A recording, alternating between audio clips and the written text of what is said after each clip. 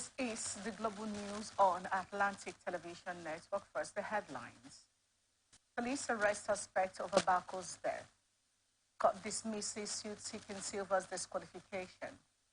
Abbas declares Olubumi Ojo Suni seat vacant. NLC-TUC begins nationwide strike October 3rd. Russia lose power after Ukraine drone strike. Portable pays tribute to Mohbad in new single. Mercy misses training ahead of Cup final.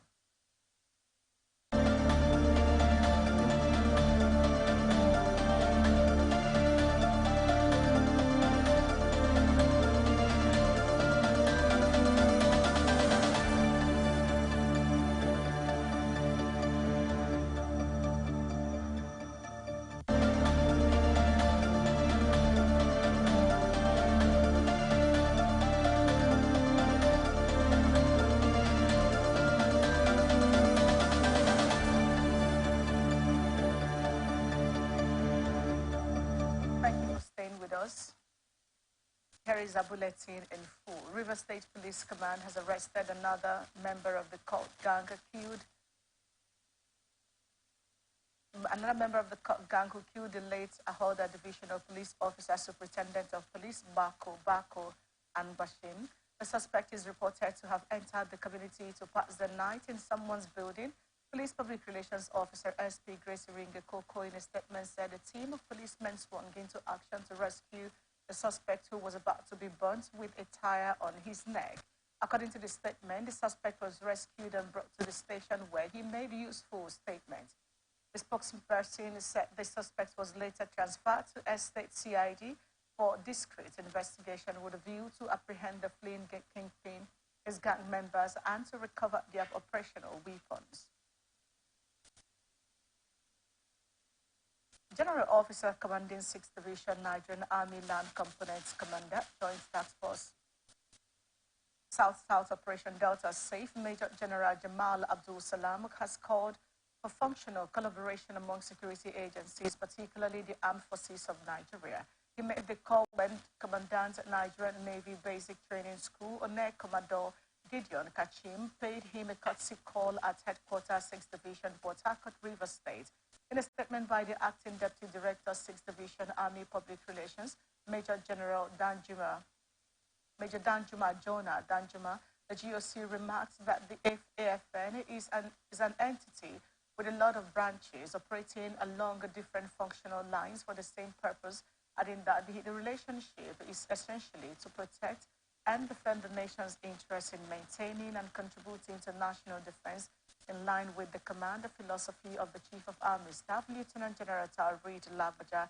While congratulating the commandant on his appointment, he reiterated that he has confidence that he will turn around the fortune of NNBTS, and further added that the school, like the depot, Nigerian Army, is a place where civilians are broken into military personnel. Earlier, the commandant said the NNBTS and sister services have always been in collaboration, and as such, he deemed it fit to pay a courtesy call on the GOC since he assumed office as the commandant. Speaking further, he stated that the school is tasked with the responsibility of training civilians to become war machines required by the Navy. He further emphasized the importance of synergy, adding that during training, the school invites sister services to give their own perception on certain topics, and from time to time, they would leverage on such opportunities. Commodore Kachim also used the platform to solicit for support and assistance from the division if the need arises. He expressed optimism that the school will also assist in accomplishing the GOC's mission and the command philosophy of the Chief of Army Staff. Justice Inyang Eden Eko of the Federal High Court in Abuja has dismissed the suit seeking disqualification of former Petroleum Resources Minister Timothy Silva from contesting the November governorship election in Bayelsa State.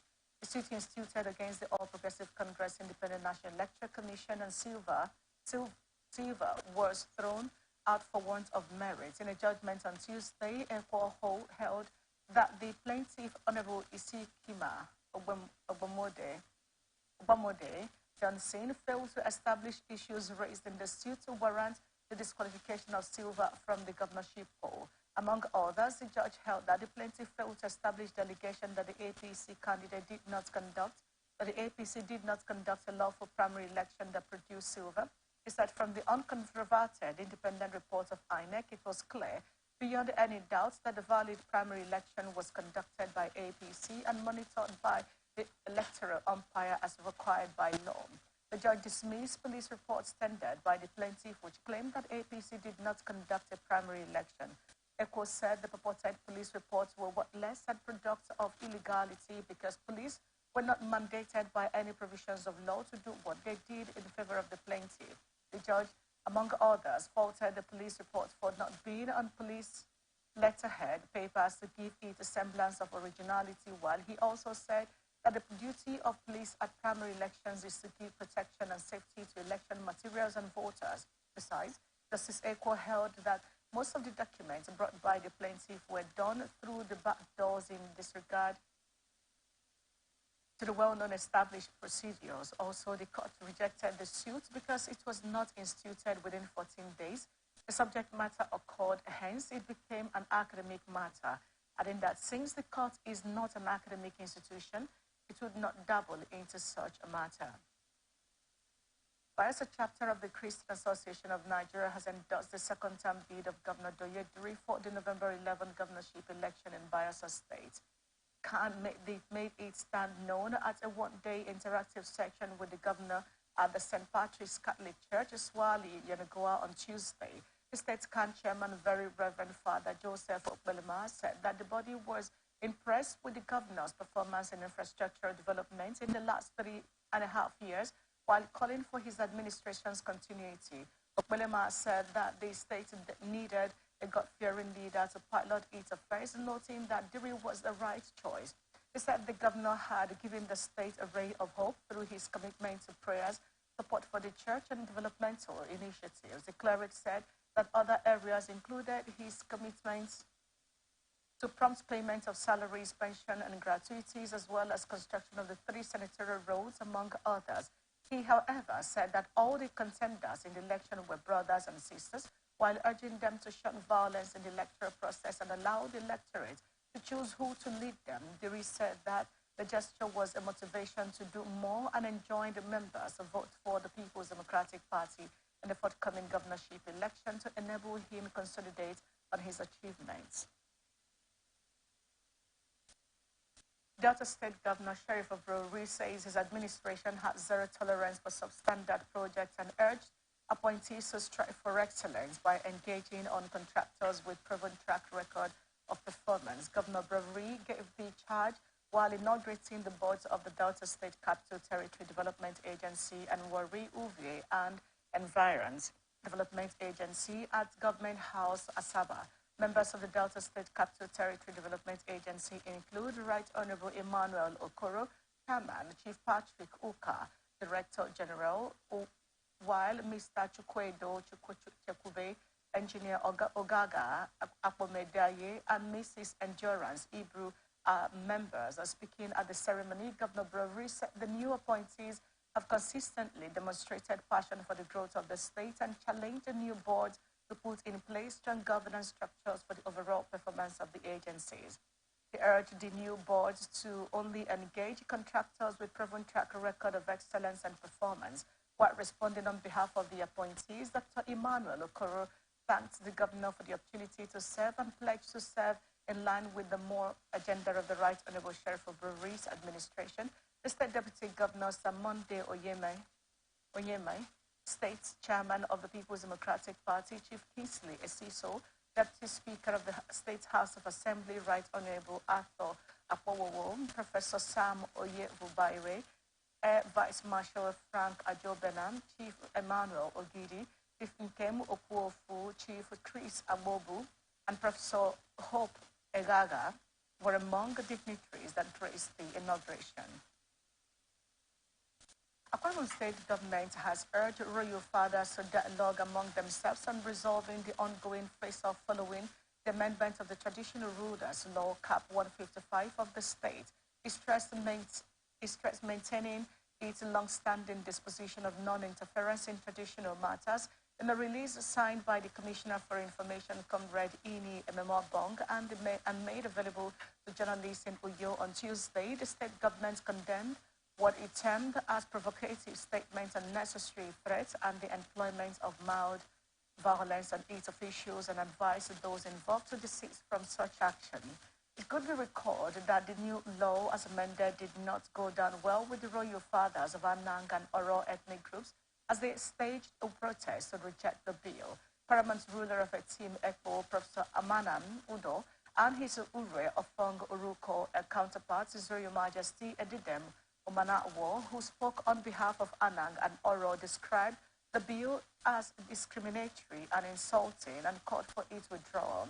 Remabong, however, noted that the state government had heard their reservations and encouraged them to settle amicably in a dialogue, even as he observed that the provisions of the law as passed by the House of Assembly are not in any way strange, unenforceable, or discriminative, saying that similar provisions are currently also extant in many, if not all, the states of the Federation, including Cross River states.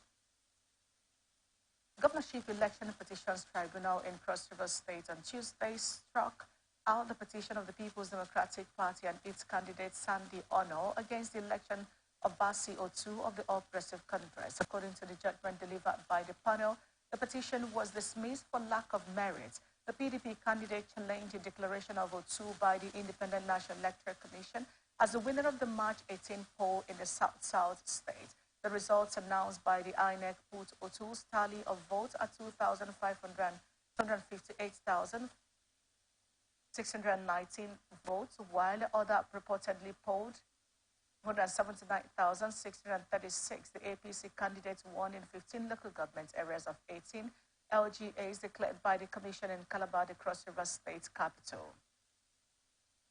Protesters from Nkatibeku in Umuahia North local government area of Abia State on Monday marched the House of Assembly to protest alleged intimidation, harassment, and dictatorship by an unnamed powerful community leader. The protesters, who came with placards bearing different inscriptions, begged the Assembly to intervene in their plight and save them from the alleged dictatorial activities of the unnamed Nkatibeku community leader, led by Ifeyiwa Ezurike and another community member, Sunday Obona. They lamented that they had been under dictatorship and harassment for many years, adding that they had earlier visited the Zone 9 Police Command Umuahia to report. According to them, some of their indigents were arrested in the past using security agencies and the orders of the said community leader. They called for the immediate release of Mr. Silas Uchendu from detention and demanded a free and fair election in the community's leadership contest. In his address, the Nkata protesters, the Speaker of Abia House of Assembly, Emmanuel Emeruwa, assured that the Assembly would liaise with other relevant government agencies in the state to end the alleged constant intimidation and harassment of community members. Emeruwa, represented by the Deputy Speaker, Austin Okezie Meregini, said the matter would be investigated to protect the lives and property of the people, as well as foster lasting peace in the Nkatibeku community. He commended them for the peaceful steps they took in registering their complaints. Anambra State Governor Professor Chukuma Saludo has suspended 4 school principals across the state for their disobedience to the free education policy of the state government. This was disclosed in a press statement issued by the Public Relations Officer in the State Ministry of Education, Nemeka Egwonwu, on Tuesday. Egwonwu said the sanction was announced by the Commissioner for Education, Professor Ngozi Chumaude. The Commissioner stated that the committee has been constituted to investigate the activities of the affected principals. She further stated that if found culpable, the principals would be made to refund the amounts collected. Soludo, during his visit to Premier Primary School, Odume Obosi, and Adult Girls Secondary School, Onitsha, announced that in line with the solution-free education policy, no child from early childhood education and development up to junior secondary school is required to pay any fee whatsoever, while no student in the senior secondary school pay anything more than 5,000 naira. The policy was further amplified by the governor in a meeting he had with principals and head teachers at the International Conference Center, Oka, on Saturday. Independent National Electoral Commission, INEC, has fixed September 24th for the governorship election in Edo State and November 16th for that of Edo State. National Commissioner and Chairman of the Information and Voter Education Committee, Sam Olumekun, disclosed this in a statement. He explained that the tenure of governors of Edo and Ondo states will end on 11th November 2024 and 23rd February 2025, respectively. Olumekun said, as provided in Section 178, subsection 2 of the Constitution of the Federal Republic of Nigeria, 1999, as amended, election into the said offices shall be held not earlier than 150 days and not later than 30 days before the expiration of the tenure of the last holder of the office. According to him, the latest dates for election to the office of Governor Edo State is 12th October 2024, while that of Ondo State is 24th January 2025. Similarly, Section 28, subsection 1 of the Electoral Act 2022 requires the Commissioner to publish a notice for the election not later than 360 days before the date of the election. The High Court, Abuja, has restrained the Ondo State House of Assembly from impeaching the Deputy Governor Lucky Aiyedatiwa over alleged gross misconduct. Justice Emeka Wite gave the ruling shortly after Aiyedatiwa's counsel, Kayode Adewusi, moved the ex parte motion to the effect. The judge also restrained Governor Rotimi Akeredolu from nominating a new deputy governor and forwarding same to the lawmakers for approval, pending the hearing and determination of the substantive matter. Justice Wite held that after listening to Adewusi, he was of the view that the interests of justice would be met by granting the application. The Mbato Deputy Governor had, in a motion on notice, sued the Inspector General of Police and the Department of State Services. Others are Governor Akeredolu, Speaker of the House of Assembly, Chief Judge of Ondo State, and the House of Assembly as first to sixth respondents, respectively. Justice Wite, who granted all the reliefs, adjourned the matter till October 9th for hearing. Ondo State Deputy Governor Lucky Aiyedatiwa moves to the State High Court in Akure.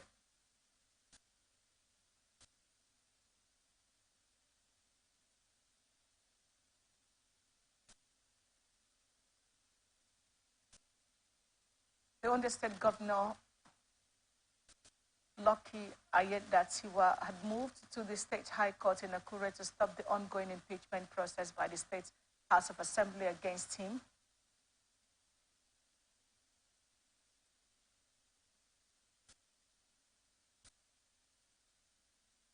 Governor Hyde sent earlier of Benue State says the state was not a dumping ground for criminals. He urged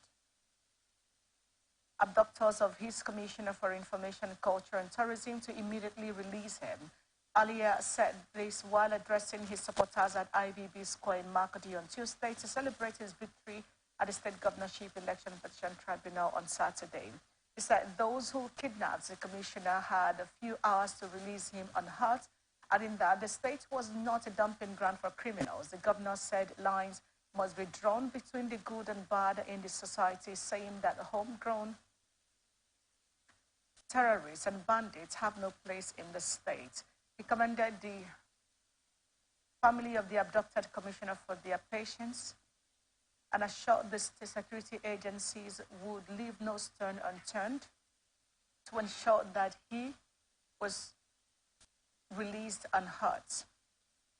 Speaking on his achievements in the first 100 days in office, Alia said that he had already started construction of 16 township roads within the state capital. He said that other major towns would soon receive similar attention. While reacting to his victory at the tribunal, he said that the decision of the tribunal was a reminder that one cannot toy with the mandate of the majority.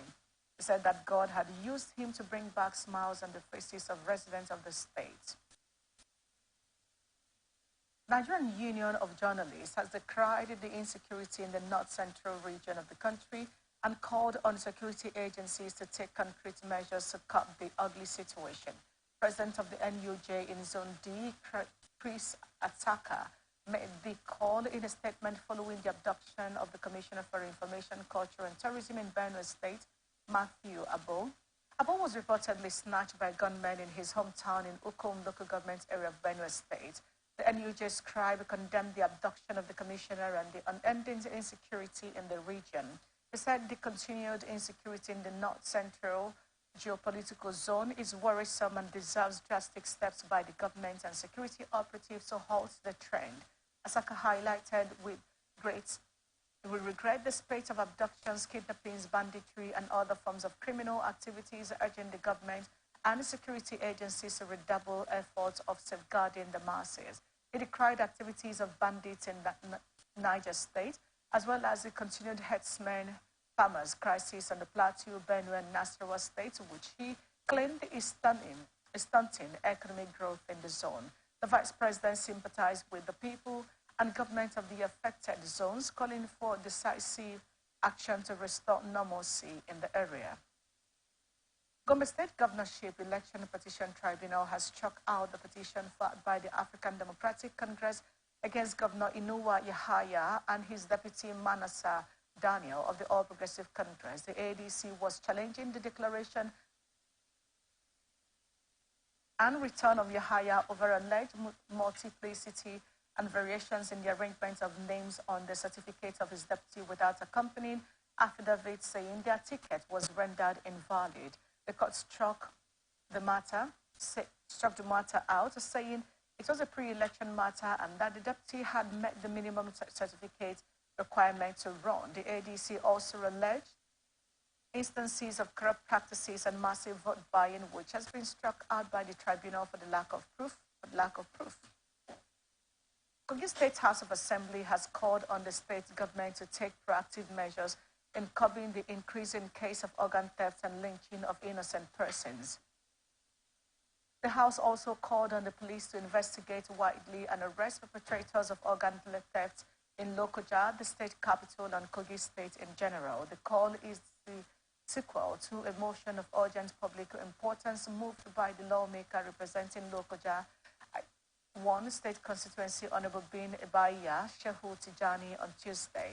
Shehu lamented alarming cases of male organ theft perpetrated by means of superstitions, embodiment, and magical powers, while expressing worries about the ugly development. The first time lawmaker told his colleagues that false claims and actual theft have been recorded and the victims of false claims are getting lynched. Seconding the motion, Deputy Chief Whip representing Kaba Bunu, Honorable Bello Oluwaseyi, told the House that cases of organ theft in the last week have been on the increase in Kogi State, adding that both the government and security agencies must take proactive steps to avert crisis in Kogi State. The Speaker of the House, Right Honorable Umar Aliyu, told security agencies to do their work in maintaining law and order to avert chaos in Kogi State. Meanwhile, the House has approved the nomination of Honorable Yahaya Ade Ismail and Alfred Bello as Commissioner and Board Member of Kogi State House of Assembly Service Commission, respectively. The Independent National Electoral Commission has organized a mock accreditation exercise in 27 polling units across 3 states where off-cycle governorship elections are scheduled for later this year.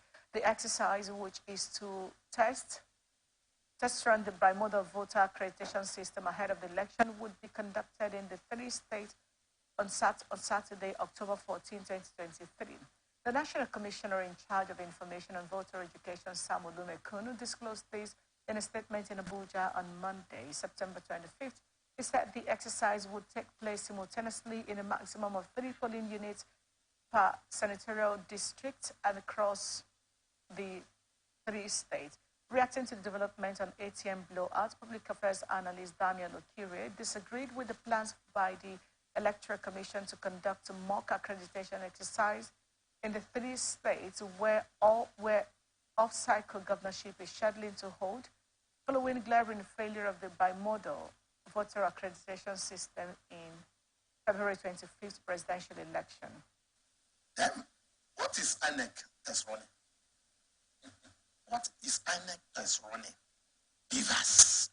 The same beavers that today, the case is still in the courts. So I will not go further.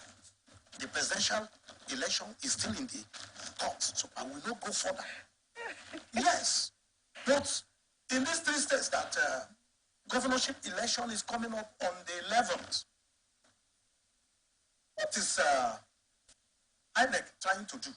Are they trying to convince us or trying to tell us that the beavers machine is okay, that is the best for Nigeria? But at the end of the day, at the end of the election, the same INEC will come to the court again to tell you one story or the other. So, to me, it does not make any sense that they want to do in these 3 states. It's just nothing. It's just a kangaroo play. Go on. Okay. It's just a kangaroo play. It's just a kangaroo play. Because this courts made it clear, just like what you said. Courts made it clear. Court made it clear that INEC can do without the beavers. So that means that the beavers is not useful again for our democratic dispensation today. And then you are coming now to tell us that you want to do administration in these 3 states, that the governorship election is coming up by November 11th. So that at the end of the day again, I still repeat it, at the end of the day again, court will now tell us that yes, they did it, yes, but that is not necessary. If that is not necessary, why are you doing it? Because that's, I don't know how many days it will take them. It's money. At the end of the day, INEC will tell you that they have spent 20 billion for this purpose in these 3 states. In these 3 states. Daniel Okirie also faulted the judicial system for its failures experienced in the electoral process and called for a resolute order of judgment from the judiciary that would put a stop to the frivolities arising from what he called failed electoral process.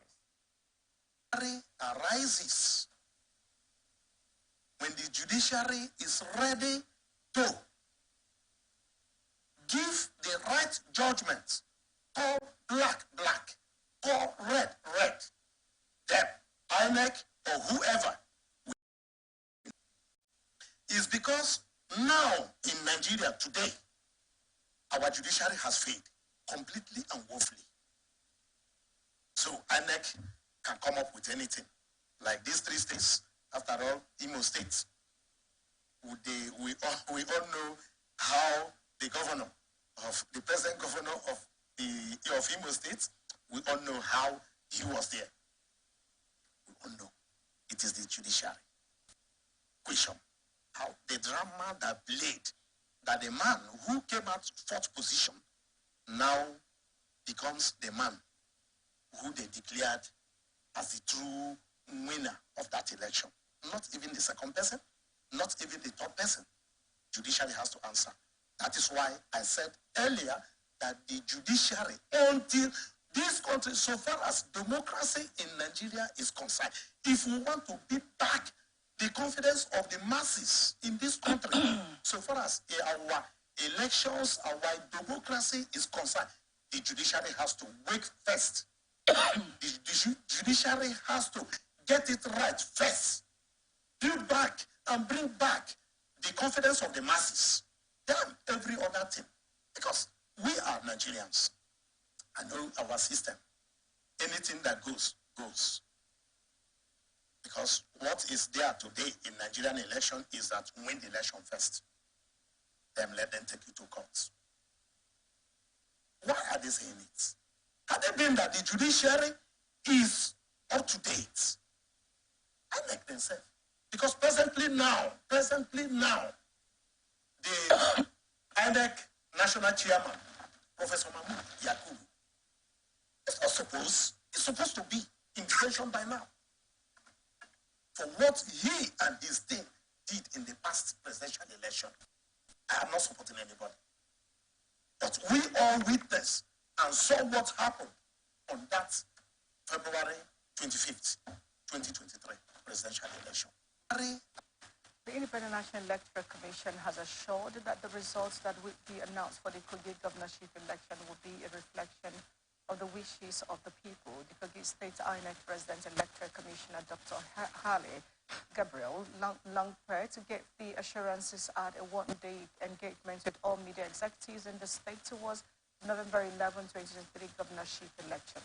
The INEC President Electoral Commissioner, while assuring of a free, fair, and transparent election, insisted that the Commission is striving hard to change the negative narrative associated with elections in Kogi State, while urging political parties to campaign and debate on issues rather than making unfounded statements. He urged the media to educate and sensitize people on the need to collect their PVCs. The Resident Electoral Commissioner explained that the media has a great role to play in ensuring a free, fair, and credible and transparent election. He tasked the media not to do anything that would mar the process.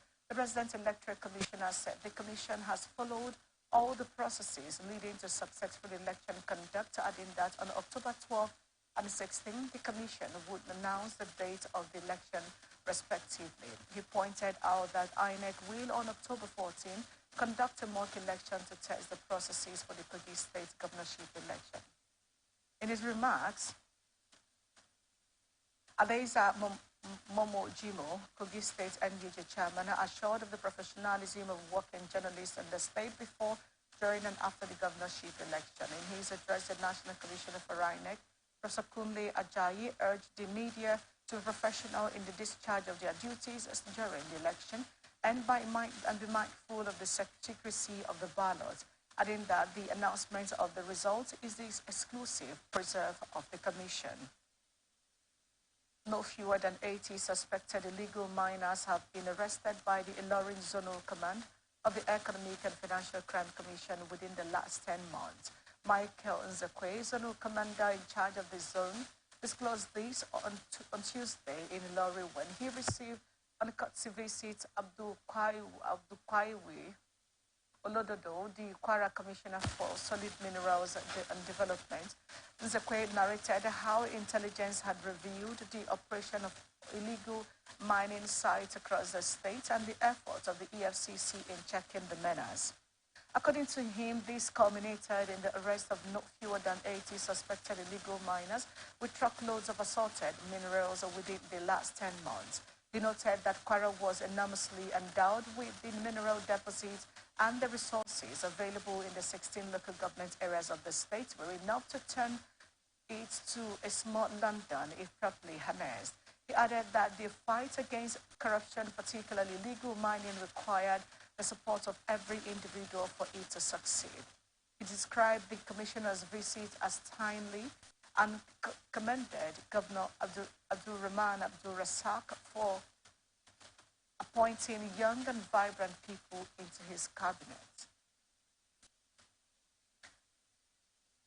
Minister of Defense Badaru Abubakar and his state counterpart Bello Matowale have denied allegations that the federal government was secretly negotiating with bandits in Zamfara State.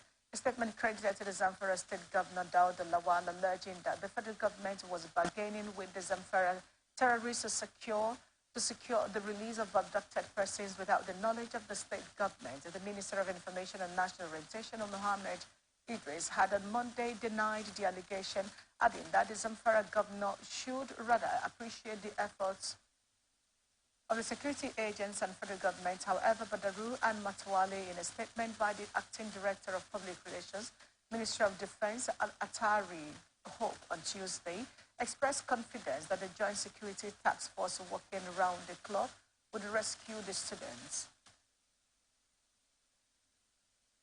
Some residents of Babalada Area Council in the Federal Capital Territory have cautioned against the lynching of persons alleged to have stolen male genital organs. The residents spoke in separate interviews with newsmen on Tuesday in Abuja. They expressed concerns following the recent outcry of some men and women in the area alleging to have lost their genital Two suspected organ thieves. Peter Wajofo, a businessman, said cases of alleged missing pennies and breasts were on the increase in Gwagwalada as new cases keep emerging on a daily basis. Wajofo said he witnessed two cases in the past week where people raised the alarm of missing genitals. Fatima Abdullahi, a public servant, said she has heard of cases of missing genitals in recent times in Gwagwalada, but never believed it until she witnessed one herself. Yesterday in the market, she said a businesswoman who sells grains in the Gwagwalada market alleged that a man hit her and her two breasts disappeared. You are watching the Global News and Atlantic Television Network. We will be back after the break.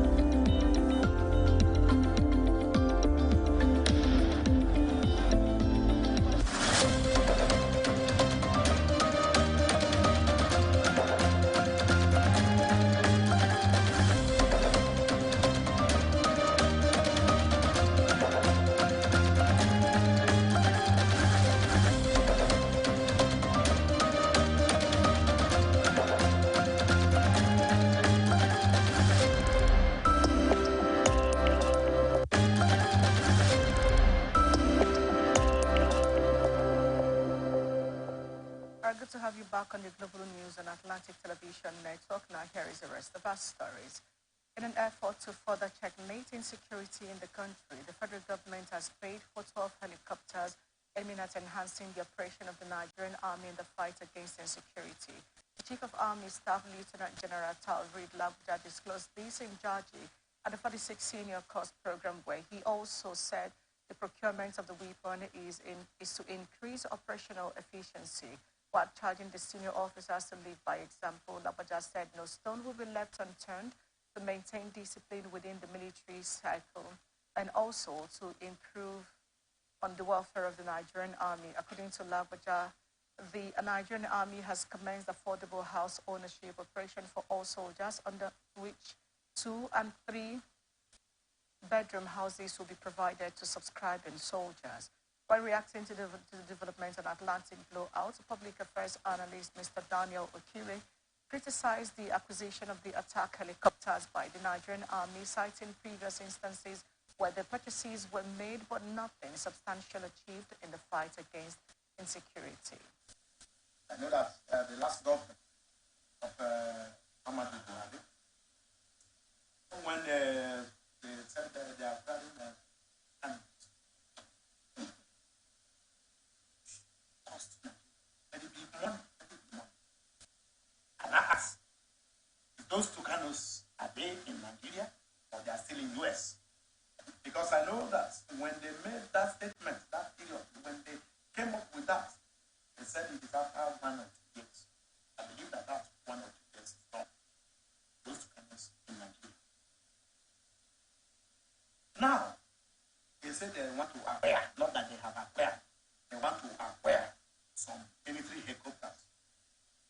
The first question is those military helicopters, are they brand new military helicopters? Yes, they may end up to get it after 3-6 months. They will disappear from the thin air. That is what we experience. Like in Port Harcourt, here, River State here that we are residing, we have Air Force, we have the Army. I used to fly from Air Force. I see their jets, smokes, noise. What does that mean? It means that we are not fighting any insecurity. We have nothing to offer. Because tomorrow, again, we will hear that they are wearing animals, wearing. Speaker of the House of Representatives, Tajuddin Abbas, has declared vacant the seat of Tunji Olubumi Ojo and Tanko Sununu, who were appointed ministers by President Bola Tinubu. Abbas declared the seat vacant after reading communications from the ex-white lawmakers. The duo, in separate letters, announced their resignation from the House. Meanwhile, the House also swore in Salisu Majigari and administered the oath of office to him. It will be recalled that Majigari Giri was declared by the Supreme Court as the winner of the Marsh Dutsi Federal Constituency of Katsina State after dismissing a case against him. Senate has begun screening Dr. Olayemi Kadoso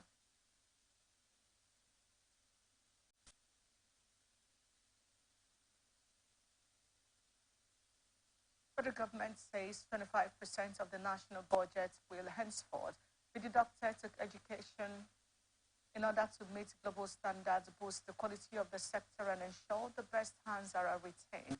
The Minister of Education, Professor Maman Tahir, made this known on Tuesday during a press briefing to reel out preparations for the 2023 World Teachers' Day. He also appealed to security agencies and the military to do more to protect schools, especially the ones in vulnerable areas, to ensure the safety of students is guaranteed. President Tinubu had earlier during his campaign promised to revive the education sector at all levels to meet the emerging global best practices and socio-economic realities. The highest budget allocation for education under President Mohamed Buhari was in 2023 when he announced 10% of the total to 20.5 trillion naira for the sector. And it is the highest ever under the administration's 8 years of paddling the affairs of the country. President Bola Ahmed Tinubu has implored the heads of National Drug Law Enforcement Agency in Africa to renew the fight against substance abuse and illicit drug trafficking in their respective countries. Specifically, the Nigerian leader warned vehemently that the African continent would remain in chains till it breaks free from the shackles of the criminal enterprises of drug barons and syndicates of illicit drugs. President Tinubu sounded the warning in Abuja when he declared open the 31st meeting of the heads of national drug law enforcement agencies, Africa, at the Abuja Continental Hotel. He observed that Africa was at the mercy of a threat that knows neither race nor geography, neither gender nor social class.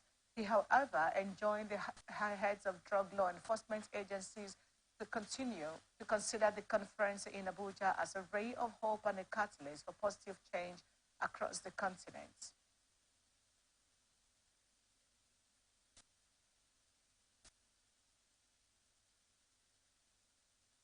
I appeal to you to see this conference as a beacon of hope and a catalyst for positive change across our continent. If we don't dismantle the criminal enterprises that threaten our future and build a brighter tomorrow for all Africans, will remain in chains in a disease and immoral world, as will our children and our great-grandchildren. I appeal to you. Earlier, Chairman of the National Drug Law Enforcement, Brigadier General Buba Mawar, retired, restricted the stakeholders' commitment to addressing to uphold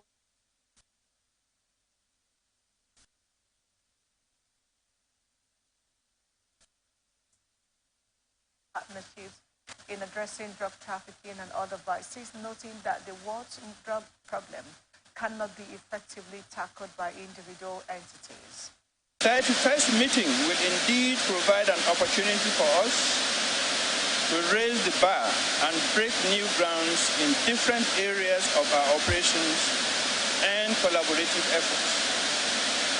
I am as excited as a lot of us in this hall are to make presentations, listen to others, and share experiences that will positively shape our operations and redefine our core.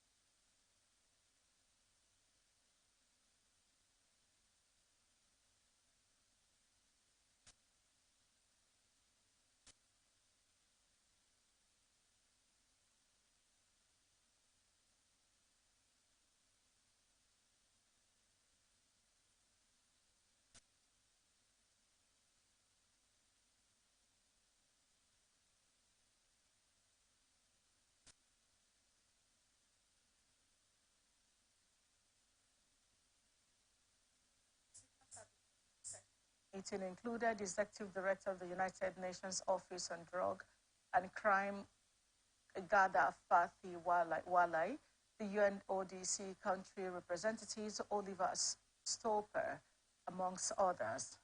President Bola Ahmed Tinubu has urged Muslim faithfuls to use the occasion of this year's Eid al-Mawlud to pray for the country while the government works to make the economy viable. Tinubu also congratulated Muslims in Nigeria and beyond, charging them to live by the teachings of Prophet Muhammad. The president spoke in a statement by his media aide, Ajurin Gelale. On Tuesday, he noted that beyond celebrating the day marking the birthday of the Holy Prophet, the period should be used for deep introspection and fervent prayers. He also urged religious leaders to use the period to pray for the country and to admonish their followers to take the appropriate lessons from Prophet Muhammad's life in their commitment to the country. Tinubu also urged Muslims celebrating the Maulud festival to extend their hand of fellowship to the needy and vulnerable in the spirit of the season while praying for the country and its leaders at all levels. And here is the business news for tonight. Nigeria Labour Congress and the Trade Union Congress have resolved to ground activities nationwide from October 3rd, 2023, following what the labor unions tagged as the failure of government to successfully implement policies to alleviate the sufferings of Nigerians following the removal of subsidy on petrol premium motor spirits. NLC National President Joe Ajero, during a virtual National Executive Council meeting, which was held on Zoom Tuesday, told members of NEC that a meeting was held with the officials of the TUC to deliberate on ways forward.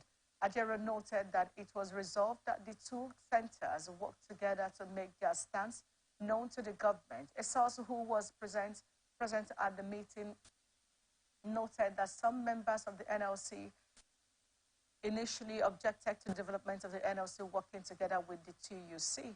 Then one-day ultimatum given by the NLC ended last week. The national president of the NLC, Joe Ajero, had complained that none of the demands put before the federal government had been addressed. Among other things, the NLC and the TUC are asking for wage awards, implementation of palliative tax payment and tax exemptions and allowances to the public sector workers, and a review of the minimum wage. President Bola Tinubu on June 19 set up the Presidential Steering Committee and various subcommittees to discuss the framework to be adopted on the palliative.